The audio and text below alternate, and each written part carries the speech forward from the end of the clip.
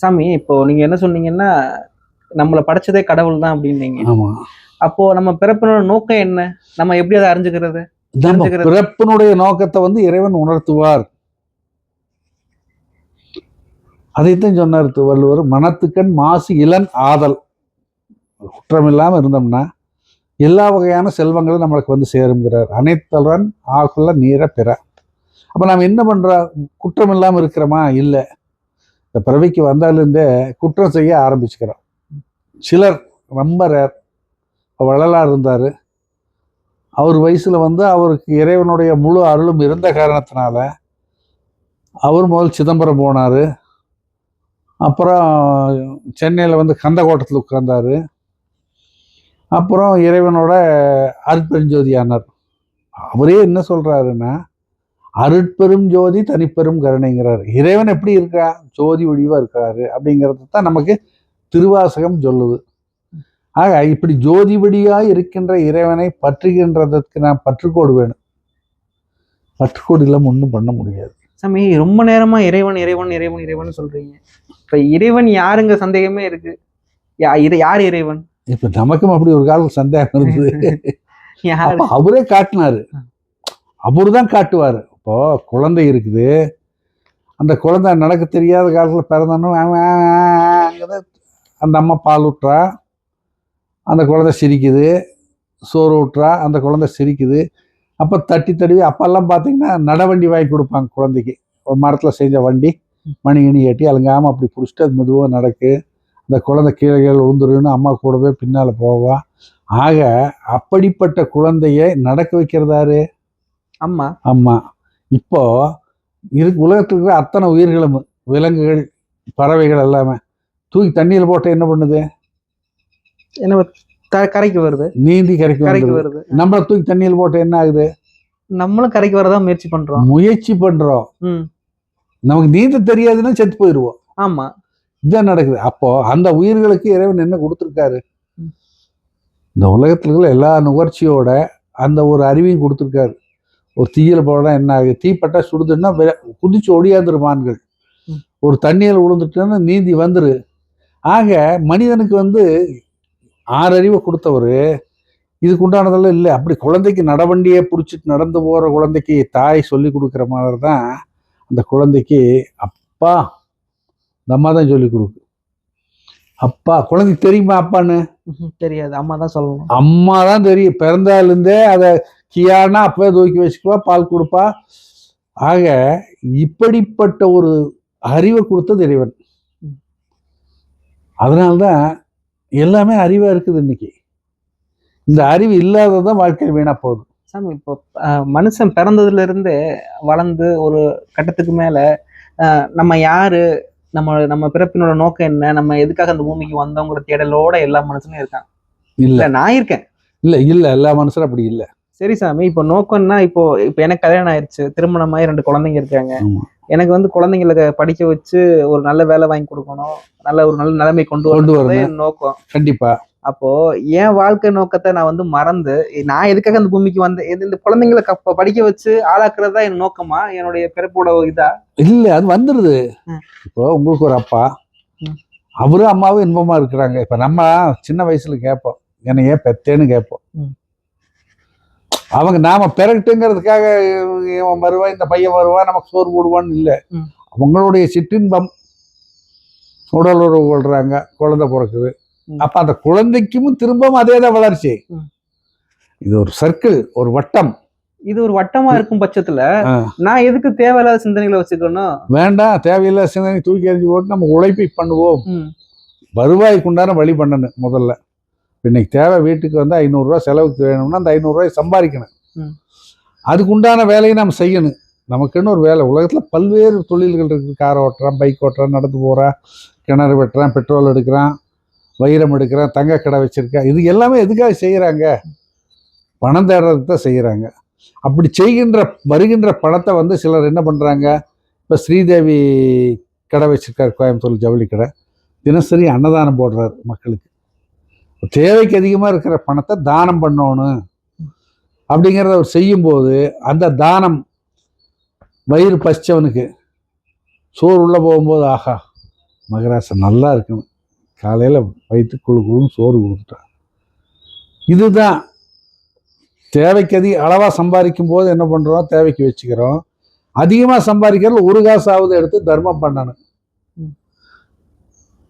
இல்ல சாமி, இப்போ கோயிலுக்கு இப்ப எல்லாருமே கோயிலுக்கு போய் செலவு பண்றதுல வந்து, இப்ப கோயிலுக்கு போனா செலவு பண்றாங்க, பூ வாங்குறாங்க, பழம் வாங்குறாங்க, எல்லாம் பண்றாங்க. வீட்டுல வயது முதிர்ந்த ஒரு தாய் இருப்பா, அவளுக்கு ஒரு பால் வாங்கி கொடுக்க மாட்டானுங்க, ஒரு பிஸ்கட் வாங்கி கொடுக்க மாட்டானுங்க. இல்ல சொல்றேன், இதெல்லாம் இருக்கு. உண்மை, உலக அப்போ இயற்கை. வீட்டுல வீண்டெடுத்த தாயை பட்னி போட்டுட்டு உள்ள போய் ஒரு கல்ல கும்புறதுனால எல்லாமே வந்து சேர்ந்துருமா? கட்டாயமா வராது, கட்டாயமா வராது. என்ன காரணம்னா, முதல்ல மாதா பிதா குரு தெய்வம், அன்னையும் பிதாவும் முன்னறி தெய்வம். நீ இவளுக்கு சோறு போடாம இவங்களை எல்லாம் ஏமாத்திட்டு நாம் வெளியில போய் செய்கிற ஒரு கோயம்புத்தூர்ல ஒருத்தர் வீட்டுக்கு போனேன், நம்ம கண்ணார பார்த்தது. அந்த அம்மா அப்பாவோ அவங்க அப்பா சின்ன வயசுல இறந்துட்டாரு, அந்த பசங்களை வளர்த்தி பெரிய ஆளாக்கி இருக்குது. அவங்களை எங்க படுக்க வச்சிருக்காங்கன்னா, வீட்டுக்கு பின்னால அந்த மாட்டுக்கொட்டை மாதிரி இருக்கிற இடத்துல ஒரு கொசுவலை கடித்து படுக்க வச்சிருக்காங்க. கிட்ட ஒரு கிண்ணத்துல கொஞ்சம் சோறு வச்சிருக்காங்க, அது ஒரு அரிச்சிட்டு இருக்குது. அந்த அம்மா அழுகுது, என்னுடைய நிலை பார்த்தியாப்பா, இவங்களெல்லாம் இப்படி காப்பாத்துன்னு. ஆக மொத்தம் முதல்ல தாயோ தந்தையோ அவங்கள முதல்ல வீட்டில் நல்லபடியாக நம்மளே வச்சு காப்பாற்றி அவங்கள கூட்டிகிட்டு போய் எல்லாம் பண்ணால் நல்லா இருக்கும். முதல்ல என்ன பண்ணோம்னா, தாயோ தந்தையோ இருக்க வரைக்கும் நல்லா பார்க்கணும். இப்போ எங்கள் அம்மா சின்ன வயசில் போயிடுச்சு, எங்கள் அப்பா இருந்தார். அவர் வயது முதிர்ந்த காலத்தையும் பார்த்தீங்கன்னா, என் பொண்ணுகோ என் மனைவி இவங்கெல்லாம் ஒரு சேரில் வச்சு உட்கார வச்சு கூட்டிகிட்டு போய் குளிக்க வச்சு சீம்பாரு ஐயா கம்முறையான்னு சொல்லி எல்லாம் பண்ணுவாங்க. ஆகவே இதையெல்லாம் பண்ணாம விட்டுட்டு அவருக்கு முடியலைன்னா வைத்தியர்கிட்ட கூட்டிகிட்டு போகணும், மருத்துவமனை கூட்டிகிட்டு போகணும், இதெல்லாம் பண்ணாமல் விட்டுட்டு அவரை சாக வச்சுட்டு அவர் செத்த பிறகு நான் வருஷாந்திரம் கும்பிட்றேன், செத்த பிறகு கொண்டு போய் ஐயர்கிட்ட காய்கோ பழங்கோ பருப்புகோ அரிசி இதெல்லாம் கொண்டு போகிறாங்க, கொண்டு போய் கொடுத்து திவசம் பண்ணணுங்கிறாங்க. இது நாம் ஏற்றுக்கிறதே இல்லை என்றைக்குமே. இருக்க வரைக்கும் பார்க்கணும், முதல் தாய் தந்தையரை பார்க்கணும். அப்போ சாமி, அப்ப இறைவனை பற்றும் வழி அப்ப என்னன்னா தாய் தந்தை. ஆமா, அப்ப வழி இதுதானே, தாய் தந்தையை பார்க்கணும் கண்டிப்பா. வந்து குரு கத்து கொடுத்த குரு, மாதா பிதா குரு தெய்வம், அதுக்கப்புறம் தானே தெய்வ கடைசி நிலையில. ஆமா, தெளிவு குருவின் திருமேனி காண்டல், தெளிவு குருவின் திருநாமம் செப்பல், தெளிவு குருவின் திரு வார்த்தை கேட்டல், தெளிவு குரு சிந்தித்தல் தானே. குருனால பேரூர்ல இருந்து சாந்தலிங்க ராமசாமி அடிகளார் வந்து நிக்கிறாரு. நான் காலையில இந்த பாட்டை சொன்ன போது பாத்தீங்கன்னா, அவர் வானத்துக்கு பூமிக்கு அந்த தடி ஒழித்து நிக்கிற காட்சி கிடைக்கும். அப்போ நமக்கு என்ன ஆகி காதலாகி கசிந்து கண்ணீர் மல்கும். ஏன்னா குரு அவர் சொன்ன வார்த்தைகள், எப்போ வந்த, நல்லா இருக்கியா, எங்க பேரம்பேத்தி காணோம், குழந்தைங்க வந்திருக்காங்க, இந்த அன்பு இருக்கணும். அதே மாதிரி நமக்கு வழிகாட்டணும். குருங்கிற ஒரு, நீ இந்த மாதிரி இந்த சின்னத்தை சிவச்சின்னத்தை அணிஞ்சிக்கோ, தினசரி பூஜை பண்ணு, சமய தீட்சை கொடுக்குறார் குரு. இதுக்கு இந்த தீட்சைன்னு என்னன்னு தெரியாத காலத்தை நான் கூட்டிகிட்டு போனவர் நம்ம திருமூர்த்தியோட அப்பா சுப்பிரமணிய அடிகளார் மாமா. அப்போ அவர் கூட்டிகிட்டு போகிறாரு. அப்போ சொல்கிறாங்க, டேய் அந்த அக்கோட சேர்ந்து கிழவு கூட போய் உனக்கு ஏதாவது தீட்சை வாங்கிட்டு பூஜை பண்ணின சிக்கல் வந்துடும்னு வட போடான்னு போனோம். இன்பமாக இருக்கிறோம், இன்னைக்கு இன்பமாக இருக்கிறோம். குறைவிலா நிறைவு, கோதிலா அமுது யாரு? இறைவன். அந்த இறைவன் கொடுத்துருக்க அந்த அன்பும் அமைதியும் அந்த சுகமும் நல்லா அனுபவிக்கிறோம். ஆக மாதா பிதா முதல் தாய் தந்தையை பார்க்கணும், பேணி காக்கணும். இவளை விட்டு போட்டு அப்பனுக்கு மம்மாளுக்கு சோறு போட முதியோர்களை கொண்டு போய் விட்டோம்னா எத்தனை அநியாயம் நடக்குது. பாவம் செய்தாருக்கு என்னைக்குமே இதெல்லாம் அனுபவம். புண்ணியம் செய்தாருக்கு பூ உண்டு நீர் உண்டு. இறைவன் மேல ஒரு தண்ணி ஊற்றி 2 பூவை வச்சு சிவாய நமன்னம்னா இறைவன் வருவார். என்ன பண்றாங்கன்னா, படிக்க வச்சு வெளிநாடு அனுப்பணும்னு ரொம்ப ஆசைப்படுறாங்க. சரின்னா அவன் அமெரிக்கா போறான். பெத்தவங்களுக்கு நீங்க என்ன சொல்றீங்க? பிள்ளைகளை எந்த மாதிரி வளர்க்கணும், பிள்ளைகளை எந்த அளவுல வச்சு அதுதான் முக்கியம். முதல்ல படிக்க வைங்க, நல்லா படிக்க வைங்க, நல்லா வேலை வாங்கி கொடுங்க. அவனுக்கு படிக்கும் போதே இந்த உலகியல கூட கொடுக்கணும், ஆன்மீகத்தை கூட கொடுக்கணும், ஏழை எளிய மக்களுக்கு உதவணுங்கிறத அவனுக்கு கற்றுக் கொடுக்கணும். நம்ம அதை கற்றுக் கொடுக்கறதே இல்லை. ஒரு பிச்சைக்காரன் வந்தா கூட அப்படின்னு தள்ளி விட்டுறோம். ஒரு 5 ரூபா 10 ரூபா கூட அவனுக்கு போடுறதில்ல. அப்படி அந்த பையங்களை படிக்க வச்சு வெளிநாடு அனுப்பும்போது அவன் அங்கேயே ஒரு பொண்ணை லவ் பண்ணுறான், அல்லது இங்கிருந்தே கல்யாணம் முடிச்சு போனால் திரும்பி வர்றதில்லை. இங்கேயே பக்கத்தில் நடந்த பல்லடத்துக்கு பக்கத்தில் நிறைய பூமி வச்சுருந்தாங்க. பையன் வெளிநாட்டில் இருந்தான். சரி வாமான்னு வந்தான், கூட்டிகிட்டு போனான். இங்கே இருக்கிற சொத்தெல்லாம் விற்றுட்டு உடனே கூட்டிகிட்டு போயிடுறோம்னா சரின்னு அந்த அம்மா கையெழுத்து போடுற ரிஜிஸ்டர் ஆஃபீஸில் பணம் வந்துச்சு. நல்லா ட்ரான்ஸ்ஃபர் பண்ணிட்டான். அதுக்கப்புறம் இந்த அம்மாவை கூட்டிகிட்டு சென்னை போகிறான். சென்னை போயிட்டு முன்னால் இந்த அம்மாவை உட்கார வச்சு போட்டு அவன் விமானம் வந்து அவன் ஏறி போயிட்டான். ஒரு காவல்துறை அதிகாரி பாட்டே இருக்காரு.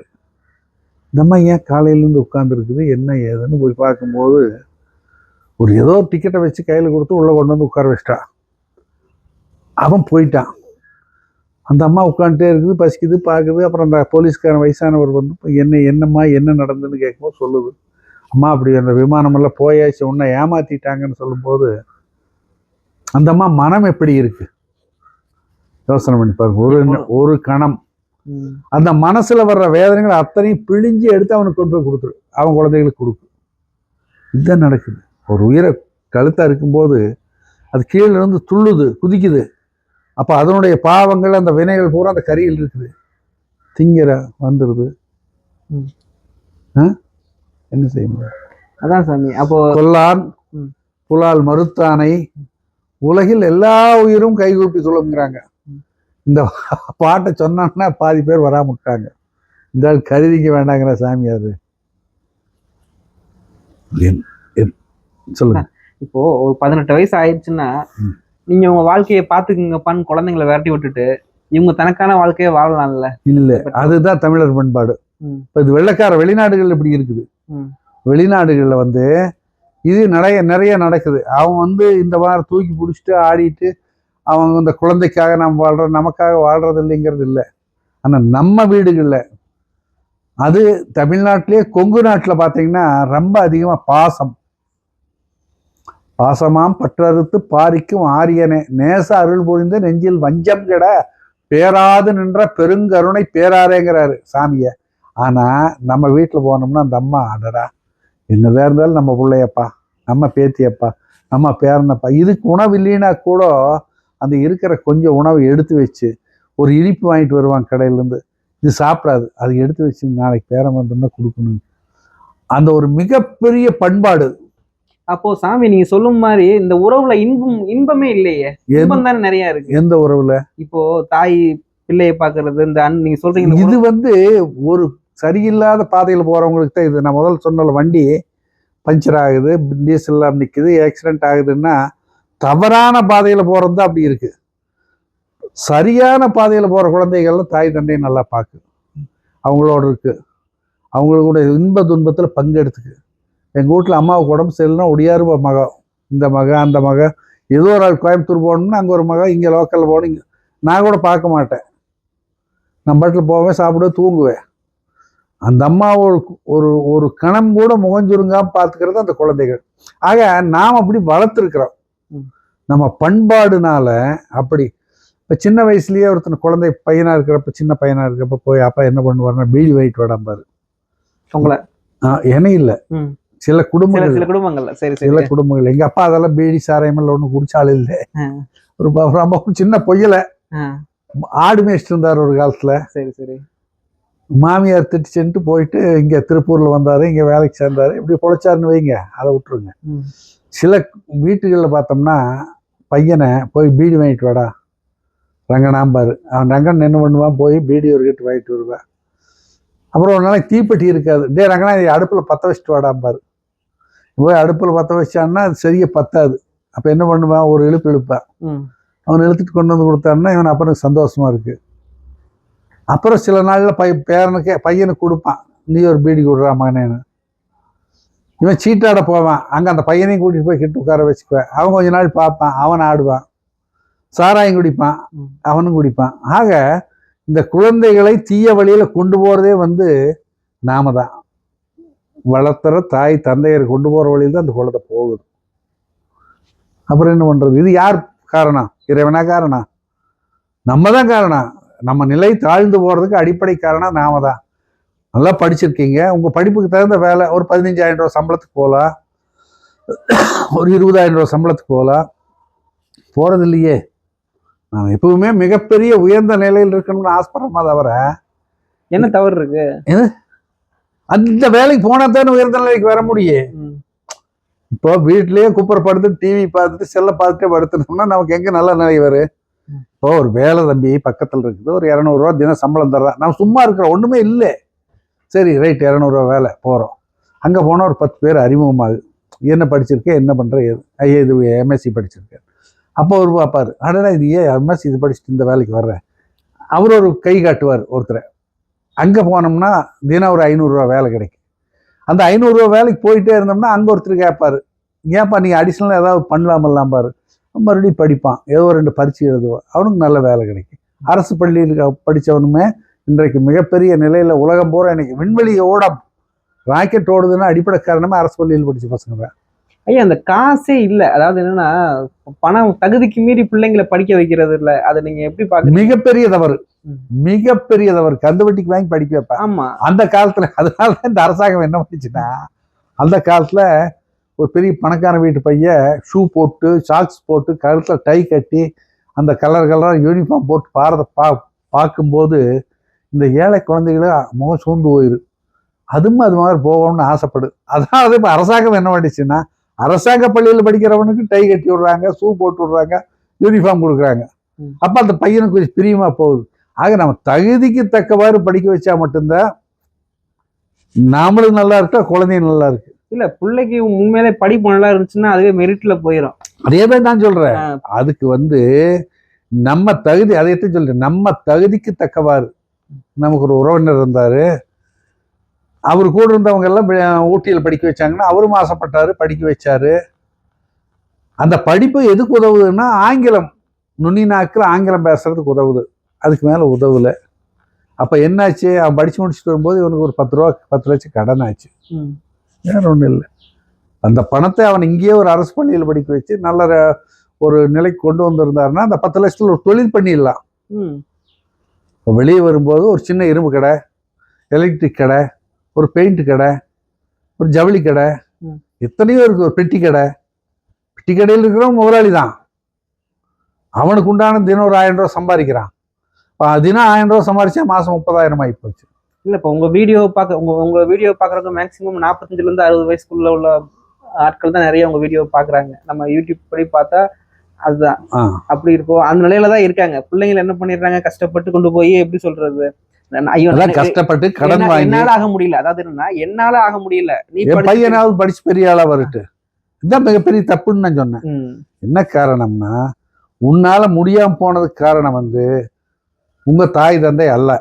அவங்க கூலி வேலை செஞ்சாங்க. எங்க அப்பா கிணறு வெட்ட போனாரு, ஆடு மேய்ச்சாருன்னு நான் சொல்றேன். அப்ப அதையே நாம் செஞ்சோமா? இல்லை. நமக்கு கொஞ்சம் அறிவு இருந்துச்சு, கொஞ்சம் படித்தோம், வெவ்வேறு தொழில் பண்ணோம், ஒரே தொழில் பண்ணல. நமக்கு ஏதோ தொழிலெல்லாம் ஒரு லாபம் வருது, இது பண்ணோம். அப்படி இருந்து கடைசியில் பார்த்தீங்கன்னா 2000 முழுசா நஷ்டமாகி போச்சு. இப்போ நமக்கு ஒரு நஷ்டம், மிகப்பெரிய நஷ்டம் வர்ற காலத்துல இறைவனோட போய் உட்கார்ந்தாச்சு 2-3 ஆண்டுகள். நீங்க சொல்லுங்க, அந்த பெற்றோர்களுக்கு நீங்க என்ன அறிவு சொல்றீங்க? இந்த மாதிரி பெற்றோர்களுக்கு முதல்ல அறிவு வேணும், இல்லைன்னா ஒன்றும் பண்ண முடியாது. பையன் நமக்கு அதை பண்ணுவான், இதை பண்ணுவான், அவனுக்கு சொத்து சேர்த்தணும், பணம் சேர்த்தணும், வெளிநாட்டில் படிக்க வைக்கணும், பெரிய இடத்துல பொண்ணு கட்டணும், 100 பவுன் போகணும், கார் வேணும் ஆசைப்பட்டான். ஆனா அந்த பையன் என்ன பண்ணுவான், அந்த 100 பவுனு காரு பொண்டாட்டியோட அவங்க இவனை விட்டு போயிடுறான். அப்ப கடன் பட்டு படிக்க வைக்கிற தாயும் தந்தையும் எங்க நிக்கிறாங்கன்னா ரோட்ல நிக்கிறாங்க. இல்லாட்டி முதியோர் எல்லாம் செத்தாச்சுன்னா மின்மயத்துக்கு பணம் கட்டிடுவான். அவன் எனக்கு இப்ப வர நேரம் இல்லையா, வண்டி வர சொல்லி அனுப்பிச்சு விட்டுருங்கம்மா. இதை நடுத்தர வர்க்கம் இன்னைக்கு பண்ணிட்டு இருக்குது. நடுத்தர வர்க்கம் பண்ற தப்பே, இன்னைக்கு கம்பெனிக்கு வேலைக்கு போறவங்க நிலை பார்த்தீங்கன்னா காலை 8 மணிக்கு ஓடுறாங்க, சாப்பாட்டு நேரம் 1/2 மணி நேரம், அப்புறம் 5 மணிக்கு டீ டைம், அப்புறம் 9 மணி, 12, 1 மணி வரைக்கும் வேலை செய்யறாங்க.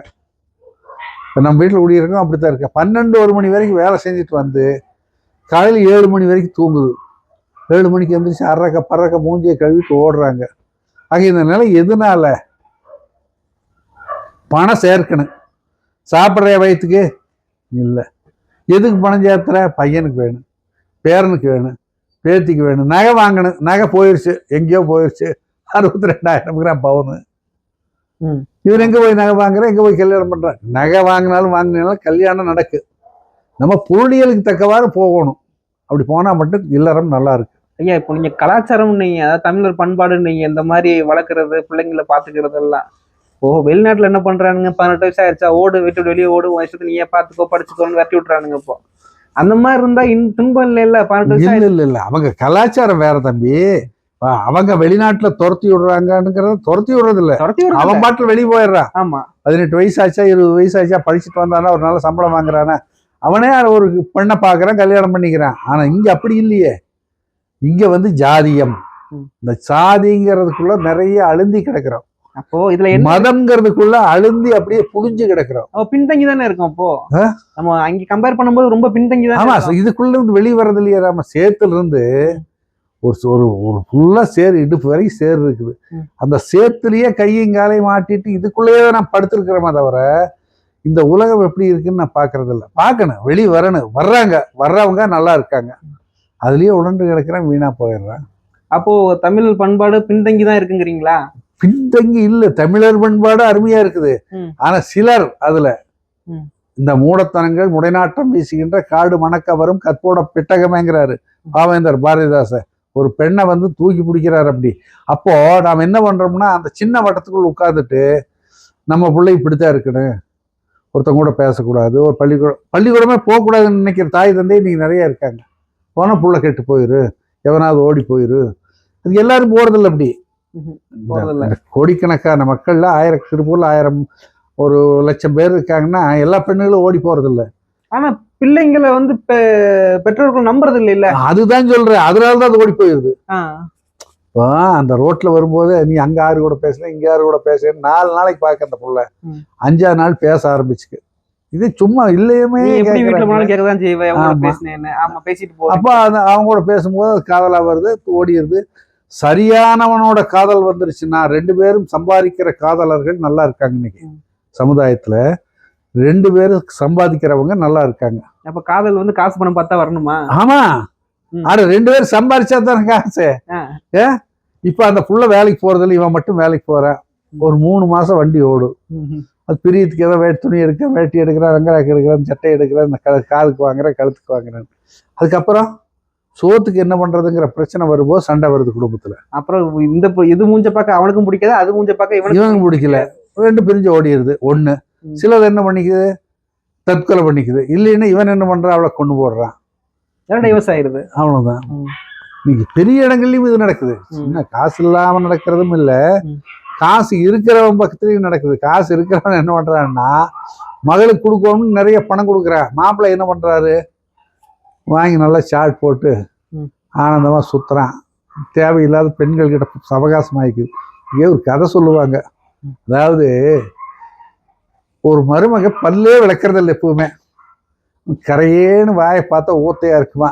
அது மாமியை பார்த்துருக்கேன், இந்த நாய் எப்படியாவது பல்லு விளக்க வைக்கணுமே அப்படின்னு நினைச்சு ஒரு காசை கொடுத்து நம்ம ஊர்ல திருவிழா மாப்பிள்ள போங்க, அங்க கரும்பு கடை போட்டிருக்கான்.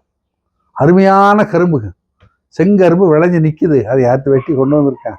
நேற்று நாங்கள் 2 செல்ல வாங்கி சாப்பிட்டோம். அவ்வளவு ருசி. நானும் உங்க சம்சாரம் சாப்பிட்டோம். நீங்க ஊருக்கு போனதுனால உங்களுக்கு இல்லாம போச்சு. அதனால இப்ப கட்டாயமா நீங்க போய் ஒரு 2 செல்ல எங்களுக்கும் வாங்கிட்டு நீங்களும் வாங்கி சாப்பிட்டு வாங்க. இவன் போனான். போற வழியிலேயே ஒரு புண்ணாக்கடை பார்த்தான். புண்ணாக்கடைன்னா இப்ப வந்து செக்கில் ஆட்டுறதுல ஒரு துளி எண்ணெய் இருக்காது, நல்லா புளிஞ்சு எடுத்து போடுவான். அந்த காலத்துல மாட்டை கட்டி ஓட்டுவேன் மரச்செக்கில். அப்போ அந்த அந்த புண்ணாக்குங்கிறது வந்து தேங்காய் ருசியா இருக்கு. தேங்காய் ருசி அப்படியே இருக்கு புண்ணாக்குல வாங்கினா சாப்பிட்டான். அப்புறம் பார்த்தா எள்ளு புண்ணாக்கு பக்கத்துல வச்சிருந்து அந்த எள்ளு மனம் அவனுக்கு பிடிச்சிது. அதையும் சாப்பிட்டான். சாப்பிட்டு வீட்டுக்கு வந்தான். அவைய பார்த்தா, அட என்னடா நாய் போறதை விட கரையேன்னு வாயோட வாதானேன்னு. ஏமாப்பிள்ள என்ன பண்ணீங்கன்னா, போனத்தை கரும்பு வாங்கத்தான் போனேன். போற வழியில புண்ணாக்கடை பார்த்தோன்னா அவைய அப்பத்தான் அந்த செக்கு எண்ணெய் ஆடிட்டு இருந்து மாட்டை வச்சு ஓட்டிட்டு இருந்தேன். அவ்வளவு மனம். சாப்பிட்டேன். அது மட்டுமா, அப்புறம் பார்த்தா எள்ளு புண்ணாக்கு, அது அதை விட மனமா இருக்குது. ஆக இவனை திருத்தணும்னு அவன் நினைக்கிறான். ஆனா முடியலையே. அவன் அப்பவும் அவன் அறிவு கெட்டு அந்த எள்ளு புண்ணாக்கமும் தேங்காய் புண்ணாக்குமு. ம். ஆக மனிதர்கள் இப்படித்தான் இருக்காங்க. மிகப்பெரிய ஒரு கொள்கையை நோக்கி போயிட்டு இருப்பானே தவிர போற வழியில் ஏதாவது ஒன்று இடையில நின்றுன்னா அவன் புறக்கண்டு போயிடுவான். வெளியூர்கள் பொம்பளைங்க அப்படித்தான் நிற்கிறாங்க. மிகப்பெரிய நகரங்களில் நம்ம ஊர்கள்லையுமே அரவாணிகள் சொல்லிட்டு திருநங்கைகள்ட்டு சாலையோரங்கள் நிற்குது. ஆக மனிதனுடைய மனம் எப்படி இருக்கு? மனம் ஒரு குரங்கு, எதை பார்த்தாலும் ஆசைப்படுது. அப்போ ஆசைப்பட்டதுக்கு பின்னால் போயிடுது. நல்லது ஆசைப்பட்டு போச்சுன்னா அது ஏதோ வாழ்க்கையில் கொஞ்சம் பற்றி அந்த மரத்து மேலே ஏறிக்கும். கெட்டதையே ஆசைப்பட்டு போனால் என்ன ஆகுது? அழிஞ்சு போகும். அதே இன்னைக்கு நடந்துட்டு இருக்குது. பசங்களை படிக்க வைக்கிறதும் அப்படித்தான். தேவைக்கு அதிகமாக பணம் கொடுக்குறான். ஹாஸ்டலுக்கு போனோடனே பெரிய பணக்காரன் ஊட்டியில் படிக்கிறான். இப்போ அவனுக்கு போகும்போது பார்த்தீங்கன்னா அதே மாதிரி பெரிய காரில் போகணும். அங்கே வர்ற அப்பா நம்மெல்லாம் அந்த பசங்களுக்கு அப்படித்தான் இருப்பாங்க. இவன் தரித்திரமாட்ட போனான்னா என்ன இப்படி வந்திருக்கானே நம்ம பண்ணுறான். அப்போ இதுக்காகவாவது ஒரு பெரிய காரணம் வாடகைக்கு பிடிச்சி அங்கே போய் அவனுக்கு காசு கொடுத்து பண்ணி இவங்க என்ன பண்ணிடுறாங்கன்னா விலையுயர்ந்த காலேஜ்ல போய் பிள்ளைங்க படிக்க வச்சிடறாங்க. படிக்க வச்சுட்டு அங்கே போனா புள்ள ஏழையா இருக்கும். அங்க எல்லாருமே காசு உள்ளவனும் படிப்பான், காசு இல்லாதவனும் படிப்பான். காசு உள்ளவன் நல்லா ஜோதியா வருவான், காசு இல்லாதவன் எப்படி சொல்றது ரொம்ப இதா வருவான். அப்ப நான் பொட்டியிலிருந்து திருடிக்குவான், சட்டை திருடுவேன், காசை திருடுவேன், இப்படி ஒன்னொன்னா திருடுவான். இல்லாட்டி 2 ஃப்ரெண்டு பண்ணி வச்சுக்குவான். இல்லாட்டி 2 பிள்ளைகளை ஃப்ரெண்டு பண்ணிட்டு அவகிட்ட இருந்து வாங்கி இவனை ஆடம்பரத்தை அனுபவிச்சுட்டு இருப்பான். இதுதான் நடக்குது. அந்த பையன் படிச்சு பாஸ் பண்ண மாட்டான். வாழ்க்கையில அது என்னைக்குமே இல்லை. பிள்ளைங்களை முழுக்க முழுக்க கெடுக்கிறது தாய் தகப்பன் தான். இவங்க கொடுக்குற பணத்தினால்தான் அவன் வீணா போறான். அரசு பள்ளியில படிக்கிற குழந்தை அது மாதிரி பெத்தவங்க தான் ஆசைய பிள்ளைங்க மேல திணிக்கிறதுனாலயும் குழந்தை நாசமா போகுது இல்ல? ஆமா, கண்டிப்பா. ஒரு பையன் அவனுக்கு என்ன தோணுதோ அதை படிச்சா நல்லா. அப்துல் கலாம் இருந்தாரு. அப்துல் கலாம் தான் இன்னைக்கு எல்லாரும் உயர்ச்சி குடிச்சிட்டு இருக்காங்க. பெரிய ஞானி, ஒரு பெரிய விஞ்ஞானி, இதெல்லாம். ஆனா உண்மையும் தானே. அவர் சாதாரண ஏழை குடும்பத்துல பிறந்தாரு. ஒரு கடற்காட்டில் இருந்தார், கடற்கரையில் இருந்தார், மீன் பிடிக்கிற குடும்பம். தினசரி காலையில் பத்திரிக்கை போட போனார். பத்திரிக்கை போட போகும்போது அதில் கொஞ்சம் காசு கிடைச்சிது. இப்படி ஒன்றொன்னா கொஞ்சம் கொஞ்சமாக படிப்படியாக மேலேறி படிக்கும் போது புத்தகம் வாங்குறது கூட காசு இல்லாத நேரத்தில் கூட யாராவது நண்பர்கள் வச்சிருக்கிற புத்தகங்கள், நூலகங்கள் இருக்கிற பெரிய புத்தகங்களை படித்தார். அவர் அறிஞரானார். நாம் என்ன பண்ணுறோம்? கெட்ட புத்தகங்களை படிக்கிறோம். பெரிய செல்போன் வேணும்னு ஆசைப்படுறான். அந்த செல்போன்ல இவன் என்ன பார்க்குறான்? கெட்டதை மட்டும்தான் பார்க்குறான், நல்லதை பார்க்கறது இல்லை. காமிக்கிறது தானே பார்க்க முடியும். யார் காட்டுறாங்க? பார்க்கறது தானே காட்டுறாங்க. அதான் இவன் பார்க்கறத அவன் காட்டுறான். சரி. தனக்கோவும் இல்லாதான் தாழ் சேர்ந்தாருக்கு அல்லால் மனக்கவலை மாற்றல் அறிது. இறைவன் எப்பேற்பட்டவருங்கிற தெரியாம போய் எங்கேயோ போய் வீணா போறதுக்கு அவர் தாழ் சார்ந்தார். அவர் திருவடி கட்டியா பிடிச்சிட்டோம்னா நமக்கு மனக்கவலை போயிடும். ஆனா நாம தான் குழந்தைகளை கெடுக்கிறோம், காசு கொடுக்குறோம், அதுக்கு ஆடம்பரத்தை காட்டுறோம். அந்த குழந்தை அதே படியில இறங்கி வருது. இறங்கி வரும்போது அதுக்கு வேணுங்கிற நம்மளால செய்ய முடியாது. படிச்சுட்டு வர்றான். கூட படிச்ச 2 நண்பர்கள் மிகப்பெரிய தொழிலதிபர்களா இருக்காங்க. இவனும் அவங்க அப்பா கிட்ட பணம் 2 கோடி ரூபா கொடு, நானும் மிஷின் மாட்டோம்ங்கிறான். என்ன செய்ய முடியும்? இருக்கிறத வித்து கொடுக்குறேன். அதுவும் தொலைஞ்சு போகுது, இதுவும் தொலைஞ்சு போகுது. அப்ப ரோட்ல பிச்சை எடுக்கிறேன்.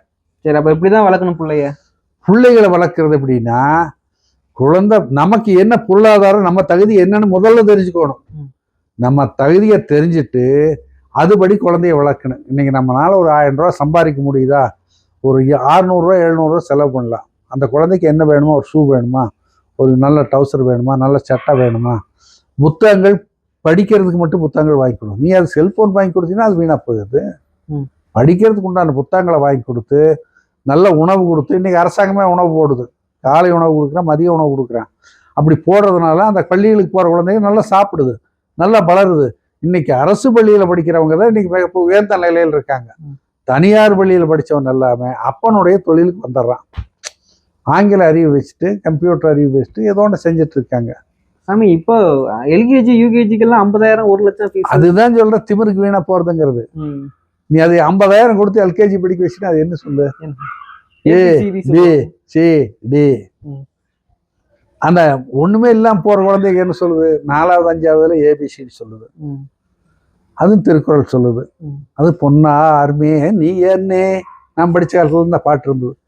பொன்னார்மே நீ அனே புலித்தோலை அரைக்க அசைத்து மின்னார் செஞ்சடை மேல் மிளிர் கொன்றை அணிந்தவனே மண்ணே மாமணியே மழை பாடியுள் மாணிக்கமே அன்னே உன்னை எல்லால் இனி யாரை நினைக்கேனே. அது படிச்சது வள்ளலாரை காட்டின அருட்பெருஞ்சோதி தனிப்பெரும் கருணின்னு அவர் சொன்னதையும் படித்தான். அவர் ஏற்றி வச்ச விளக்கு இன்னைக்கு அடுப்பு இன்னைக்கு வரைக்கும் அணையாமல் எரியுது. எல்லாத்துக்கும் சோறு போடுறாங்க. ஆக இப்படி அரசும் நம்மளும் நம்ம சம்பாதிக்கிறது உணவு, முதல்ல நல்ல உணவு, இந்த குழந்தைகளுக்கு கல்வி, ஒரு லைட் எறிட்டு வீட்டில் லைட்டு, ஒரு கட்டில், மெத்தை, பாத்ரூம், லெட்டின் சுத்தமாக வச்சிருந்தாலே போதும். அது நாம் என்ன எதிர்பார்க்குறோம்னா 2 பேர் புருஷன் பொண்டாட்டி இருப்பான், ஒரு 10,000 சதுரடியில் வீடு கட்டணும்னு ஆசைப்படுறோம். ஒரு 10 கோடி ரூபா போட்டு 10,000 சதுரடியில் வீடு, 5,000 சதுரடியில் வீடு. நாங்கள் இருக்கிறோம் 400 சதுரடியில் இருக்கிறோம், இன்னும் பார்த்து இருக்கிறோம். 2 குழந்தை அங்கே தான் வளர்ந்து திருமணம் பண்ணி கொடுத்துருக்கு. அது நல்லா இருக்குது. அது 2 குழந்தையோடு இருக்குது. ஆக நம்ம வளர்த்துற முறையில் அது வளர்ந்து விளையிருச்சுன்னா அது நல்லா இருக்கு. அதனால வந்து வளர்க்கின்ற காலத்துல காரை பார்த்தோன்னே இந்த காரை ஓட்டி பழகிக்கும், பைக்கை பார்த்தோம்னா பைக் இங்கே கொடுத்தாங்க. இங்கே நம்ம பக்கத்தில் இருக்கிற சேரியில் இருக்கிற ஒரு அம்மா வந்து கூலி வேலை, வீட்டு வேலைக்கு போகுது. இந்த பையன் அழுதான், எனக்கு பெரிய பைக் வாங்கி கொடுத்தே ஆகணும்னு அழுதான். ரகலை பண்ணா, நம்மக்கிட்ட கூட சாமி இப்படி கேட்குறான்னு, என்ன சாமி பண்ணுறது, வேண்டாமா அதெல்லாம் வேண்டான்னு சொன்னோம், கேட்கல. சரி கடனை உடனே வாங்கி கட்டி ஒரு லோன் போட்டு பைக்கை வாங்கினாங்க. புத்தாண்டுக்கு போனால் 3 பேர் ஏறிட்டு போனாங்க, அவுட்டு. 2 பேர் செத்து போயிட்டாங்க, ஒருத்தருக்கு கை கால் அடிபட்டு. ஆக நம்ம தகுதிக்கு மேலே பண்ணோம்னா இது மாதிரி நிகழ்ச்சி தான் வரும். இல்ல இப்போ ஆடம்பரமா, அதாவது பண வசதி உள்ளவங்களுமே வந்து எப்படி சொல்றது, குழந்தைங்களுக்கு பணம் தள்ளி கொடுத்து அதேதான் இல்லாதவனு கடன் வாங்கியாவது கொடுக்குறான். சரி, நீங்க இல்லாதவங்களுக்கு நிறைய சொல்லிட்டீங்க, இருக்கிற ஆளு எப்படி பணம் காசு நிறைய இருந்தாலும் பிள்ளைங்களை எப்படி வளர்க்கணும், அதைத்தான் நான் சொன்னேன். அவனுடைய தகுதிக்கு தக்கவாறு அவன் இப்போ ஊட்டியில படிக்க வைக்கிற தப்பு இல்லை. அவங்ககிட்ட பணம், அவன் 1 லட்ச ரூபா சம்பாதிச்சுன்னா குழந்தைக்கு டெய்லி 1000 ரூபா பாக்கெட் கொடுக்கலாமா? இல்ல, நான் சொல்றது கேளுங்க. அவன் வந்து ஊட்டியில படிக்க வைக்கிறான்னா அவன் கோடிக்கணக்கில் அவங்க அப்பனையும் சம்பாரிச்சு வச்சிருக்கான், இவனும் சம்பாதிக்கிறான். இந்த குழந்தைகளுக்கு 1 லட்சக்கணக்கில் கோடிக்கணக்கில் சம்பாரிச்சு லட்சக்கணக்கில் செலவு பண்ற தவறு இல்லை, நான் தவறுன்னு சொல்ல மாட்டேன். ஆனா அந்த குழந்தை பையன் எப்படி வளர்றான்னு பார்க்காம நம்ம பப்புக்கு போறதுக்கு, ஹோட்டலுக்கு போறதுக்கு, பொம்பளை உரகாடை சுத்துறதுக்கு அதுக்கு ஒரு பெரிய கார் வாங்கி கொடுத்து பண்றான்னா அதுதான் மிகப்பெரிய தப்பு. இப்போ நேற்று பார்த்தீங்கன்னா தொலைக்காட்சியிலோ டிவியில் பிள்ளைக்கு போன கார், பொம்பளைக்கு போன காரை ஒருத்தங்க குறுக்காட்டி, ரோட்டில் குறுக்காட்டி அவளை துரத்திட்டு போய் அங்கே சண்டை போடுறான். இது காரணம் என்ன? மது. அந்த தண்ணி போட்டாச்சுன்னா அறிவு மழுங்கி போயிடுது. அம்மா யாரு, அக்கா யாரு, அத்தை யாருன்னு தெரியறதில்ல. இது என்ன பண்ணுறான்னா, இப்படி இவன் தெரியாமல் போகிறதுக்கு இன்னொரு காரணம் என்ன, நம்மக்கிட்ட இருக்கிற கைபேசி, செல்லில் வர கதைகள், இது எல்லாம் படிக்கிறேன். அப்போ அவனுக்கு வித்தியாசம் இல்லாமல் போயிடுது. தாய்க்கும் தாரத்துக்கு வித்தியாசம் இல்லை. இந்த காரணத்தினால்தான் அவனுக்கு அழிஞ்சு போகிறாங்க. அவ்வளோதான். சரி சாமி, குழந்தைங்களை வந்து கோவிலுக்கு கூட்டிட்டு எப்பப்போ கோயில்களுக்கு அழைச்சி செல்லணும், இந்த மாதிரி எப்படி சொல்றது, வாரத்துக்கு 2 முறையாவது கோயிலுக்கு கூட்டு போகணும். படிப்பு, அதாவது முக்கியமான படிப்பு, பரீட்சை இது இல்லாத நேரத்தில் வார விடுமுறை நாளில் குழந்தைகளை கூட்டிகிட்டு போகலாம். குழந்தைகளை கூட்டிகிட்டு போய் ஏதாவது 2 பாட்டு, 5 கரத்தனை ஆனை முகத்தனை இந்தின் இளம் வீரை போலும் வெயிற்றனை நந்தி மகந்தனை ஞான கொழுந்தினை புந்தியில் வைத்தடி போற்றுகின்றேனே. இந்த பாட்டுகளெல்லாம் குழந்தைகளுக்கு சொல்லித்தரானு. எருமையில் ஏறி விளையாடு முகம் ஒன்றே, ஈசனுடன் ஞான மொழி பேசும் முகம் ஒன்றே. நம்ம எதுவுமே சொல்லி தர்றதில்ல. இந்த கையை பிடிச்சிட்டே வரும், நேரம் உள்ள போவோம், நான் பாட்டு பிடிப்போ, ஐயர் கொஞ்சம் போடுவேன், அவனுக்கு ஒரு 10 ரூபாயை போட்டு நெத்தியில் பூசி அதுக்கு கொஞ்சம் பூசி விட்டு வெளியே இழுத்துட்டு வந்துடும். தரன்னு இழுத்துட்டு வரேன். இந்த பையன் நின்று சாமி கும்பிட்டு அதை பார்க்குறேன். இது என்னன்னு கேட்கறேன்னா பதில் சொல்கிறாங்களா? இல்லை, இது என்ன சாமின்னு கூட சொல்கிறதில்ல. அப்புறம் எங்கே அவனுக்கு ஞானம் வரும்? சரிங்க சாமி, இப்போ வந்து இப்போ நல்ல எண்ணங்களோட வளர்ற குழந்தைகள் இந்த சொசைட்டில பொழைக்குமா? கண்டிப்பா நல்லா வரும், மிகப்பெரிய ஞானிகளா வரும். இங்க எல்லாம் எவன் கிடைச்சாலும் ஏமாத்தலாம்னு சுத்திட்டு இருக்கானுங்க. அது வேற சமயம், அது நான் வளர்த்துற முறை. இப்ப ஏமாந்து போயிருது இல்ல? இல்லப்பா, அப்துல் கலாம் உதாரணத்துக்கு சொன்னோம். அந்த மாதிரி மிக அரிதானவர்கள், குறைவானவங்க தான் நல்லா இருக்காங்க. இன்னைக்கு விஞ்ஞானிகள், விண்வெளியோட இருக்கிறவங்க நமக்கு கண்ணுக்கு தெரியறது அதுதான். இவங்க தமிழ்நாட்டுக்காரர் தான், அரசு பள்ளியில் படித்தவங்க தான் இன்னைக்கு உயர்ந்த நிலையில் இருக்காங்க. எல்லாரும் உயர்ந்த நிலைக்கு வரணும்னு நினைச்சா முடியும். எங்கூட படித்தான் ஒரு பையன் கோபால்சாமி, இன்னைக்கு அமெரிக்காவில் வந்து அந்த விண்வெளி நாசா ராக்கெட்டோட பக்கம் மிகப்பெரிய விஞ்ஞானியா இருக்கேன். நம்ம அறிவுக்கு அது எட்டல. அவன் கூட பிறந்தவனுமே மண்ணு பறிக்கிறான், கிணறு வெட்ட போறான், வண்டி ஓட்டுறான். நம்ம அறிவுக்கு இது எட்டுல நாம் ஒரு பஞ்சால தொழிலாளியே போனோம். இவ்வளவுதான், இதுதான் உலகம். எது முயற்சி செஞ்சாலும் நடக்கும். ஆமா, முயற்சி செய்யணும். முதல்ல நமக்கு வழிகாட்டுற ஆள் வேணும். இப்ப நான் படிச்சேன்னா கல்லூரிக்கு போகும்போது நமக்கு வழிகாட்டுறதுக்கு எங்க அப்பா அம்மா 2 பேரும் படிப்பு இல்லாதவங்க. ஒருத்தன் என்ன சொல்றான், நீ அதை படி இதை படிங்கிற, கடைசியில் பிஏ படினா. சாமி நீங்க என்ன படிச்சிருக்கீங்க சொல்லவே இல்லை. இல்ல, நான் பிஏ படிச்சேன். பிஏ? ஆமா. ஆ. அதை முடிக்கல. ஆமா, பொய் பேசணும்னு சொல்லலாம். இல்ல இல்ல, இப்ப நீங்க என்ன காரணம்னா, அதுக்கு காரணம் அன்னைக்கு நான் படிக்கிறது எல்லாமே தமிழ் பள்ளிக்கூடங்கள்ல. இல்ல, எனக்கு இப்ப நீங்க என்ன குறைவா இருக்கு, நிறைய சொற்கள் காட்டுறீங்க. இல்ல ஒரு நிமிஷம் நான் சொல்றேன். தமிழ் பள்ளிக்கூடத்துல படிச்சோம். அங்க போனதே ஆங்கில வழி கல்விக்கு போயிட்டோம். அது காலேஜ். ஆமா, அது தெரியாம நமக்கு வழிகாட்டுறதுக்கு ஆள் இல்ல. அப்ப தப்பான வழியில போய் சேர்ந்து அதை படிக்க முடியல. இங்கிலீஷ் சொன்னோன்னா கொஞ்சம் ஆடம்பரமா அழகா. ஆமா. அப்ப என்ன சொன்னாங்கன்னா, நீ இப்போ இது வரைக்கும் தமிழ் படிச்சியப்பா, இது இங்கிலீஷ் படிச்சிட்டீங்கன்னா உன்னுடைய வாழ்க்கை நல்லா இருக்கும்னாங்க. நம்மால் சொல்றாங்கல்ல, ஹிந்தி படிச்சா வாழ்க்கை நல்லா இருக்கும். அது மாதிரி தப்பு. தாய்மொழி தெரிஞ்சா போது, எல்லா மொழி தானே தேடி வரு. நீ தாய்மொழியே தெரியாம, அம்மா ஆனு தெரியாம அடுத்த முன்னாடி போய் அம்மானு என்னையே நியாயம்? முதல்ல தாய் தெரிஞ்சுக்கோங்க, தாயினுடைய அன்பை தெரிஞ்சுக்கோங்க, அவங்களுடைய பாசத்தை தெரிஞ்சுக்கோங்க.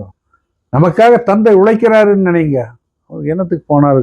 விடிய மில்லுக்குள்ள போய் வேலை செஞ்சாரு, பாடுபட்டாரு, சம்பாதிச்சாரு, புகையிலை கடிச்சிட்டு நமக்கு சம்பாதிச்சு வச்சாரு, சோறு போட்டாரு. இந்த அன்பையெல்லாம் நினைச்சா மட்டும்தான் தாய் தகப்பன் திருப்பி நாமளும் வயசான காலத்தில் காப்பாற்ற முடியும். இல்லைன்னா அந்த நாய் எங்கேயோ போட்டு. இல்ல சாமி, இப்ப எனக்கு தெரிஞ்ச ஒரு அனுபவத்தை சொல்றேன். அதாவது குழந்தைங்களை பார்த்து வளர்த்து பார்த்து வளர்க்குறாங்க. அந்த குழந்தைங்க பெத்த பிள்ளைங்களை பெத்த தாய் தகப்பனும் பார்க்கறது கிடையாது. ஆனா வளர்க்கும் போதே ரொம்ப ஸ்ட்ரிக்டா, ரொம்ப ஒரு அடிமை மாதிரி குழந்தைங்க, அந்த குழந்தை வந்து பெத்த அப்பா அம்மாவும் பாக்குது. இது என்ன மாதிரி? இது அது வேற, அப்படி வராது. அதிகபட்சமா அப்படி வராது. நான் பார்த்தது அதான், ஒரு சிலர் அடிமையை மாதிரி வச்சிருந்தாலும் அந்த குழந்தைய பார்த்துக்கு. அப்பா ஒரு மளிகை கடை வச்சிருந்தாங்கன்னா இவன் காத்தால எழுந்திரிச்சு போவான், கடையை திறப்பான், போடுவான். ஒரு டீ கடை வச்சிருந்தான்னா காலையில எழுந்திரிச்சு போவான், டீ போடுவான், போண்டா போடுவான், பஜ்ஜி போடுவான். அது அப்படியே போயிரு. அதை தாண்டி வெளியில வர முடியாது அந்த சமுதாயத்துல. இப்போ இவங்க படிக்க வைக்கிறாங்கன்னா அவனுடைய அறிவு கூப்பிட்டோம்னா அவனோட வேலை தாடுற, கம்ப்யூட்டர் போகிறான். இன்னைக்கு வந்து எல்லாமே கம்ப்யூட்டர் உலகமாக இருக்குது. அது என்ன சொல்கிறாங்க இந்த கட்டடத்துக்கு? ஐடிங்கிறாங்க. அந்த ஐடிக்கு போகிறவன் என்ன பண்ணுது? ஒரு பையன் மாதம் வந்து 2 லட்சம் சம்பளம் வாங்குறோம்ங்கிறான், 3 லட்சம்ங்குது. சில பொண்ணுக்கு வந்து மாதம் 5 லட்சம் வாங்குறோம்ங்குது. இதெல்லாம் படித்து அந்த ஐடின்னு என்னென்னு தெரிகிற அளவுக்கு அறிவு உள்ளே போனால் மட்டும்தான் நடக்குது. நிறைய நடக்குது. இன்னைக்கு கிராமப்புறங்களில் இருக்கிற பசங்க பூராமே ஐடி படிச்சுட்டு நல்ல வேலைக்கு போற, நல்லா சம்பாதிக்கிறான். சரி சாமி, ரொம்ப நன்றி. மகிழ்ச்சி. குழந்தைகளை நல்லா வளர்க்கணும். முதல்ல குழந்தை வளர்ப்புங்கிறது ஒரு மிகப்பெரிய கல்வி. அந்த கல்வி நிறுவனத்தை நாம் தொடங்குறோம். எல்லா தாய் தந்தையரும் வந்தாங்கன்னா அவங்க குழந்தைகளை எப்படி வச்சிருக்கணும், இந்த குழந்தைகளுக்கு என்ன சொல்லி தரணும், அதுக்கு என்ன கொடுக்கணுங்கிறதையெல்லாம் இங்கிருந்து முருகநாத சாமியினுடைய தன்னார்ந்த திருவருள், குருமகா சன்னிதானம் சாந்தலிங்க ராமசாமி அடிகளாருடைய குருவருள்ல கொடுக்கணும்.